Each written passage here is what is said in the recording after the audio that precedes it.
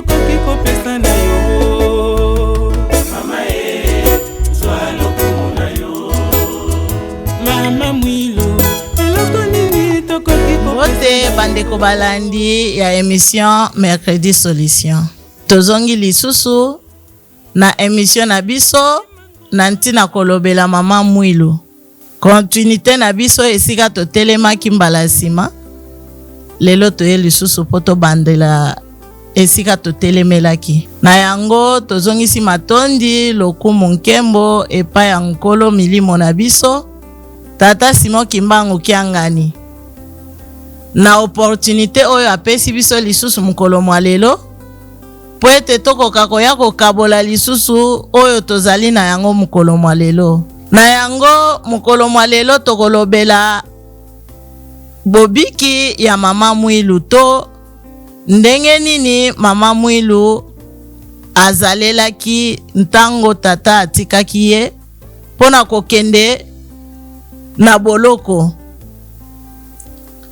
Toyebi ke mama ayebisaki na tata eke tata ndima musala nga na kopesa yo maboko. Ezalaki musala ya pasi. Mama Mwilu andimaki yango po ayebaki ke na suka na yango akozwela yango litomba. Mama Mwilu andimaki konyoko mapasi ya ndenge na ndenge. Kotala bana na ye ya mikie bazali kokende konyokwama koluka eloko ya kolia na kati ya bapubele. Komona mama bana na ye bazonyokwama bazolala na se ya mbula ezotangela bango na nzoto. Me moye asala autrement ezali te. Mama azolela ya misu komona pasi ya bana na ye konyokwama. Tata akei na musala oyo akei konyokwamela pona ntina na biso batu. Me asalaki likambo moko te ya mabe. Na ntina wana Mama Mwilu atalaki te ke likambo na zonyokwamela ezali ya ngai te. To alobaki te ke intérêt moko te eza ya ngai kuna ponga na ndima pasi o na bana na ngai ezali te. Asalaki yango te. Me andimaki komema mukumba wana na mukongo na ye. Po ete lelo nga na yo mama tokoma nini oyo tozali lelo. Lelo tokomi basi ya valeur na kati ya ba société. Tokomi basi ya ndenge na ndenge na kati ya gouvernement. Na kati ya bisika oyo biso toyebaki te ke tokokaki kokoma esika wana. Mama nini ayebaki ke lelo mwasi akoki pe kokota pe na kati ya bureau. Na batata avanda pe apesa mitindo to apesa bazordre na batu. Nyonso wana ezali pona Mama Mwilu andimaki ko se sacrifier. A sacrifier libota na ye mobimba. Bana na ye ya mike andimi banyokwama. Batambola na bilamba ya kopasuka. Oyo lelo biso ba mama ngai na yo. Mama nini oyo akondima mwana na ye atambola na elamba ya kopasuka. Me ye azwa ami sacrifier kokende kosala musala ya Nzambe to akende komema charge ya batu moko boyi. Ba mama totala pasi ya Mama Mwilu, totala pasi oyo mama amonaki po lelo biso ba mama tozwa valeur. Tozalaki biloko moko ya pamba na société. Mama nini oyo akokaki kotelema liboso ya mutu azwa pe liloba loba. Soki pona Mama Mwilu te. Ekosalaka pasi mingi. Soki toyoki lolenge nini Mama Mwilu abikaki. Na likambo nini oya mabe Tata Simon Kimbangu asalaki. Po mama merite pasi oya meritaki. To lelo mama nini ezala ngai oyo na telemi ya liboso na bino na zoloba. Eske na koki kondima mobali na ngai akende komi pesa na pasi pona batu moko songolo pakala. Ngai na tikala konyoko amana bana na ndako na ndimi pe yango. Ba mama totala niveau ya sacrifice ya Mama Mwilu Marinzi Tani Kiawanga. Esa was saying, to those all who don't understand Lingala, this is the program that we started for Wednesday solution. Today we are talking about how Mama Mwilu life was like. Today, mothers, we can stand before people in the companies, in the government, everywhere. Now the women, we have also that power to stand before people to speak. But back then, it wasn't happening. But who made it possible for us mothers today to get also that value before people? It was Mama Mwilu, Maria Nzitani. Is the one who accepted to carry that cross, to accept, to sacrifice everything. So today as mothers, we can stand also before people to speak. We have to be example to our children. We have to show our children, our girls, we are giving birth today the right way. For tomorrow to be brighter than today it is. Because Mama Mwilu accepted the suffering. He didn't commit any sin, but he accepted her children to go through hell. So today, I and you as a mother to stand today before people. Mama Mwilu accepted to sleep hunger with empty stomach. Her children walking naked without good clothing. So us, today we are standing before people speaking. We have that power to speak. Mama Mwilu showed us that a woman is a powerful. Because our back can carry a child from 1 to 5 years. You can still carry that your baby on your back, which a man cannot do. But as a mother, you can do it. Because we have power. For you to have that power, what must you do? You have to be a prayerful woman. Your knee have to be on the ground at all time for us to conquer. Because by our own, we cannot do anything. Because the flesh, it's weak. But if we stand firm in prayer before God, He will give us that strength for us to stand before any kind of trouble. Yangonde na bandaki koloba, soki totali pasi oyo Mama Mwilu anyokwamaki, malgré mibeko oyo ba Belge batielaki ye par-ci par-là, koloba ke mutu apesa ye lisungi te, soki bakangi osungi Mama Mwilu oke prison, soki bakuti opesi bana Mama Mwilu eloko akolia bakangi yo, me mama azongaki nsima te. Malgré azalaki alataki nzoto, maya miso ekokaki kobima po azalaki mutu. Me kati na ye, ayebaki ke lobi na kozala mutu munene. Po likambo nazali komema, ezali likambo ya mutu amokili te, ezali likambo ya Nzambe. Yango wana bazosenga biso, ngai na yo mama, totelema na musala ya tata Nzambe. Topesa tata maboko po esika Mama Mwilu azali akosepela koloba bana na ngai ya solo ba mama batosi ngai balandi ngai. Na yango nde tokozwa elonga. Ba mama totelema na kati ya mabondeli na mabota na biso. Tala bana na biso ya basi. Tokokolisa bango lolenge nini? Soki biso totelemi te na makambo ya tata Nzambe, soki biso tomipesi te, totala etambolili na biso ba mama. Eske tosi toyoka témoignage ata mukolo moko yake Mama Mwilu aswanaki na bato bayaki batantaki ye po toyokaki batantasio ya ndenge na ndenge yaki na nzela Mama Mwilu. Me Mama Mwilu amipesaki na koswana te na bonzoto boye. Tango nyonso abandaki kozonga na mabolongo na ye ake kolela liboso ya tata Nzambe. Pamba te likambo na memi na ndenge na nga moko na kolonga te. Yango wana ba mama, ifo tozala ba mama ya mabondeli.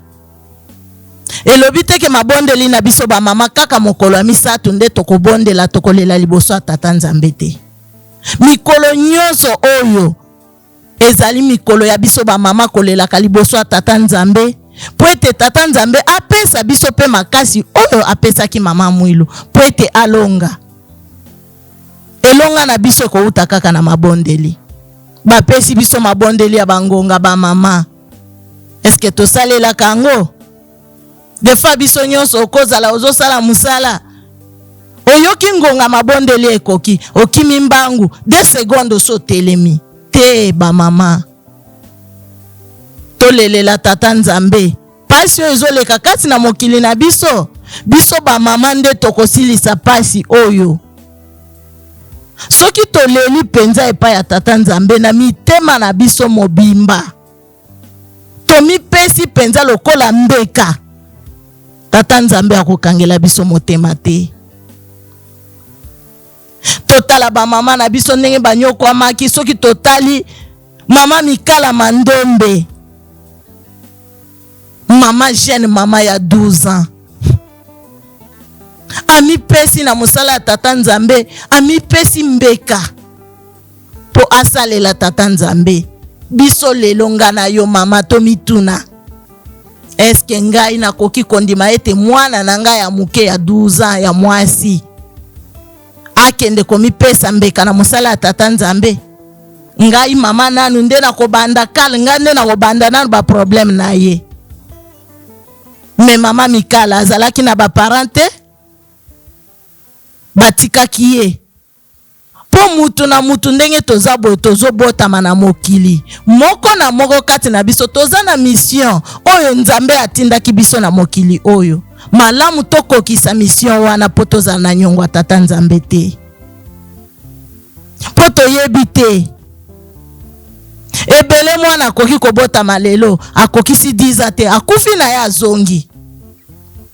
Mengai lelo soki na botamaki na komiti mukolo mwa lelo naza na bomoi tomituna na sina sali oyo Nzambe atindelaki nga na mokili. Soki lelo bia longoli molimo na ngai na kokende kopesa ye contre ndi nini na mission oyo atindaki nga na mokili en tant que mama. Na kati ya libota na ngai na kotika exemple nini oyo bana na ngai ya basi bakolanda simake mama na biso asalelaki Nzambe lolenge oyo ngai pe nalanda yango. To bana na biso bakotikala na image nini yake mama na ngai azalaki mutu abandaki koswana na batu. Soki mutu ayeli na likambo aswani na ye abundi na ye. Ba mama na ngai, ba mama ya mama Mwilu.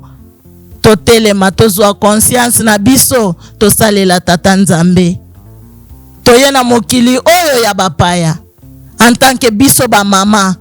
Esika to wuti. Biso tozali na oyo tozali kolanda matambe na ye. Mama Mwilu abandaki kolata ndenge nini? Mama Mwilu abandaki kotambola ndenge nini? Elelo ngai na yo tomitala. Toza na mokili ya bapaya. Exemple nini oyo biso tozolakisa na bapaya wana po balanda biso. Exemple nini en tant que mama oyo tozolakisa na bana na biso na kati ya ndako ya basi po lobi balanda biso bakopie bizaleli wana po biso tolobi foto landa matambe ya mama na biso mama Mwilu Marie Nzitani. Ya zalaki mama ya boboto, ya bosembo, mama ya boyambi. Oye pa mama Mwilu azana eloko akolia te abandaki konyokwama. Kasi oyo nyonso ya muke azana ngo fa kabola ngo na bapaya. Abandaki kotala teke nazana eloko ebele te bana nanga bakolia nini te abanda otala wana te. Po ayebaki ke ndenge nazo yamba boyambi wana nde oyo koyamba tata Nzambe na kati ya ndako na yo. Na yango tozoloba tozala lolenge mama Mwilu azalaki. Boyambi wana nde tokoyamba tata Nzambe na kati ya bandako na biso sans le savoir. Tata Simon Kimbangu akoyaka na ba forme ebele. na kati ya bandako ya bana na ye. Okoyeba teke mukolo lelo na koyamba tata Simon Kimbangu. To na koki koyamba mama Mwilu Marie po ezali possible mama Mwilu atambolaka na bandako na biso. Mekino lelo biso tososolaka yango te.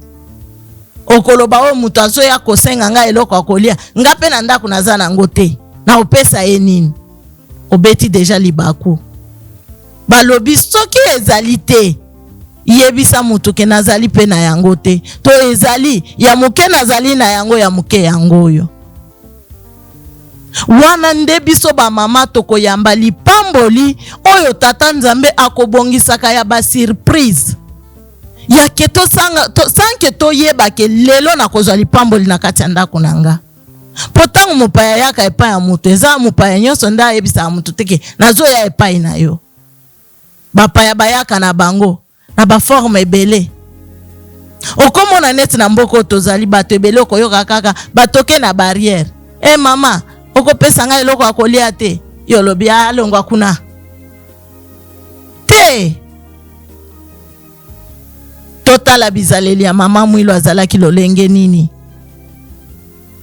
Totala bizaleli ya mama Mwilu azalaki lolenge nini? Bato baye ko tante mama Mwilu. Me azu biloko akolia lisusu apesi bango. Est-ce que ozali koyeba ke tango mutu ayeli yo na mabe yo zongiseli malamu mutu wana azali kokende kozwa libabe na ye moko yo zozwa lipamboli? Ba mama na ngai totelema tolamuka. Mosala tata Nzambe nde totie yango liboso. Soki totie mosala tata Nzambe liboso na bavi na biso, yango nde tata Nzambe akopambola biso akokanisela biso. Biso tozoloba ke nga na kosala mosala tata Nzambe lelo te po ifo na kende koluka mbongo na lesa libota na ngai. To na kende koluka mbongo na bongisa avenir ya lobi. Na yebi lobi. Tozali kolamuka na pema o tozolamuka nango po tata Nzambe alingi. Totala bato ebele baza na bambongo ebele mapango ebele me okomona kaka alamuki asa akufi. Toleki bango na nini? Siko ngayo nazolobaki na osalela tata Nzambe lelo te na bongisa nano avenir na ngai. Soki na kufi lelo na kokende kosalela tata Nzambe mukolo nini? Peut-être tata Nzambe atindaki nga na accomplir likambo moko boy. Po soki na zongi apesa nga pe esika na mboka na ye. Menga na lobaki na tiana no vina nga liboso ya tata Nzambe landa sima. Ebongo tanga na zongi deja na kokende koloba nini? To esika nini onga na kokende kozwa epa ya tata Nzambe.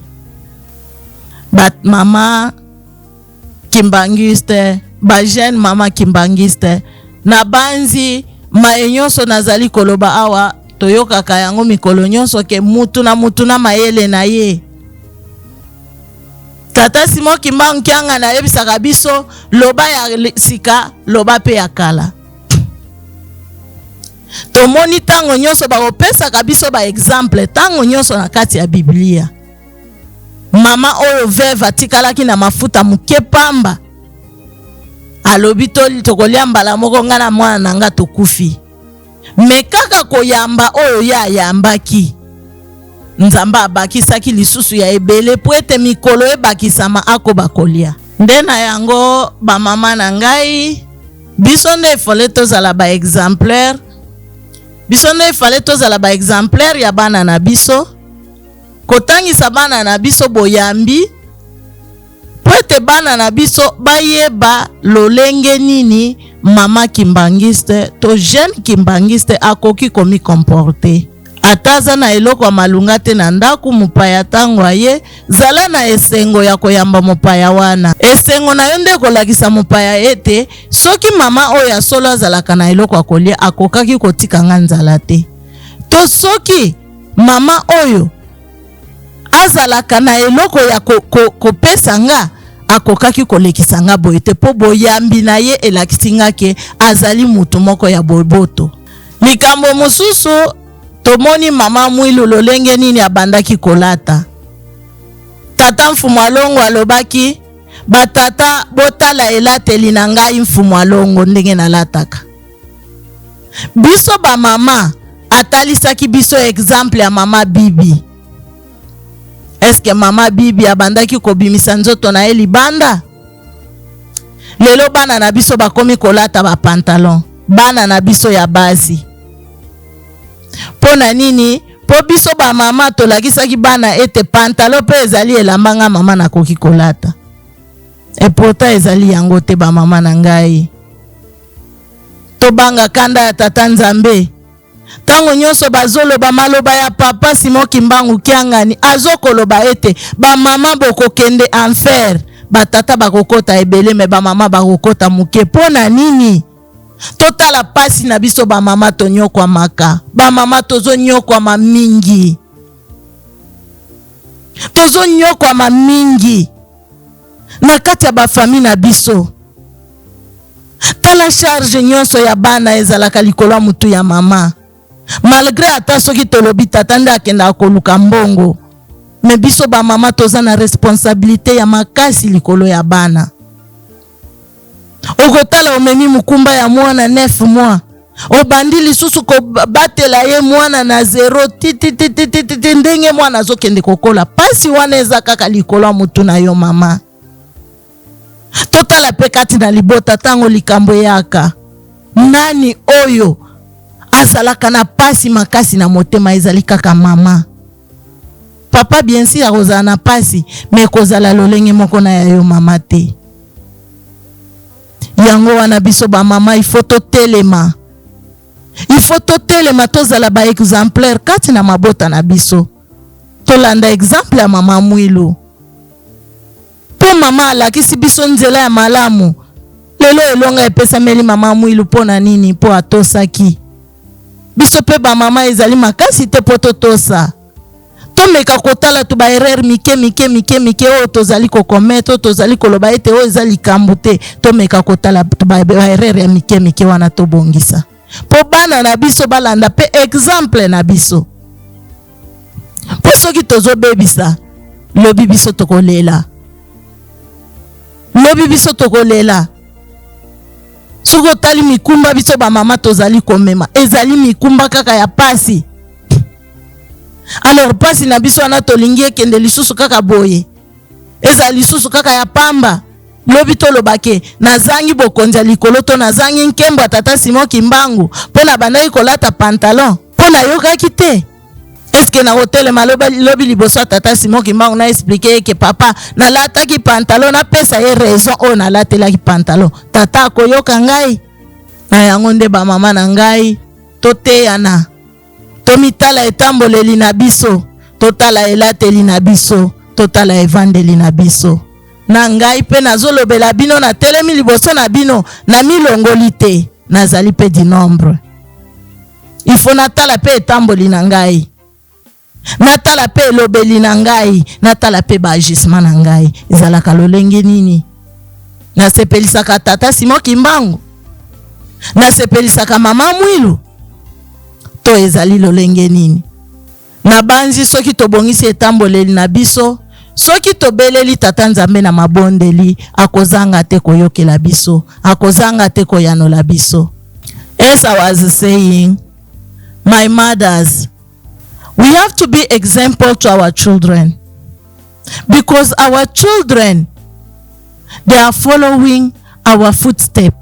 The way Mama Mwilu showed us the way to behave as the mothers, we have to be also the same example to our children, the good one but not the bad one. The Bible is telling us a woman cannot dress in a trouser. But as mothers today, we are defending ourselves. We say, no, it's a lifestyle. It's not a lifestyle. Because if it was a lifestyle, our ancestors also supposed to dress in that way. But since God said we mustn't dress like that, we have to obey. Because we are the mother, we are the one carrying the burden of our families. So we have to be example to our children, our girls, to follow us tomorrow. They are saying the kingdom of God, the men will enter more than women. Why? How do you feel when we hear that word? As a mother, We have to feel bad. We have to be sad to hear that kind of word. Look at how many suffering as a mother we are going through in this world. We are carrying many burdens on us. The children, you carry pregnancy until 9 months, you are suffering with it, sickness in the night, you can't sleep well, you can't eat well until 9 months. You give birth. You have to care that child until he grows up. He's still depending on you, or she's still depending on you. And then you want to do the wrong things. So tomorrow you must miss the kingdom of God again. Why? Look at in the Bible. When they were going to kill Jesus, the fathers were there. But they were not crying. They were not weeping. Only us as mothers, because God gave us that kind of heart. We feel pain for every single thing, because we are the one who gave birth to them. It's why we feel more pain than them. And Jesus, instead of feeling sorry the way mothers are crying, weeping for him, but he say, weep and don't cry about me. Cry for yourself and your children. Guys, mothers, how do we feel for that? So if we don't show our children the right way, when our children miss their ways, they do wrong things, all their condemnation will come upon us, because we are the one taking care of them. We are the one showing them the way. So we have to be example. We cannot continue doing the wrong things. We have to follow the footsteps of our mother, Mama Mwilu Marenzi Tani. Nabanzi, tolobi mwa mingi mkolo mwa lelo, tika ete Tata Nzambe, Nkolo Yesu, Tata Molimo Santu, bazala na biso, na maeto yoki, epesa pasi na mitema na biso te, kasi elendisa biso. I think for today, we have concluded, we have spoken a lot. Let this word be blessed. So everyone who have heard it, it must give us the courage to correct our ways, to correct our mistake. We must abandon what we did, the wrong one, and the good one we must continue doing is. Maetolobi mukolo mwalelo etungisa mitema na biso te, kasi ezuwa esika kati na mitema na biso, tosalela yango, tosala maenzambe na biso alingi, poete mukolo mwasuka tozela yango litomba. Tokozela yango makasi lolenge nini, kaka na nzela ya mabondeli, na yango nde Tata Nzambe akopesa biso makasi ya kosala oyo ezali ya malamu, kobwaka oyo tozali kokweya na yango tango nyonso, poete Tata Nzambe asepela biso tozwa mapamboli. Na yango napesi mbote na tata mokonzi ya bule, Papa Simon Kimbangu Kiangani Nzambe na biso. Napesi mbote na ba conseiller pe ba conseiller direct ya Tata Simon Kimbangu Kiangani. Libota esantu mobimba, topesi bino bambote. Bambuta na biso na kati ya Lingomba, Tata Simon Kimbangu Kiangani, topesi bino bambote bele. Batata pasteur na biso na mboka Johannesburg, Cape Town, Pretoria, Durban, topesi bino bambote bele. Bandimi na biso nyonso, ba mama na kati ya mokili mobimba, ba kimbangiste pe banon kimbangiste, banon croyant, bino nyonso, bambote na bino. Tokutani mbala sima, soki Nzambe akati mokano na ye.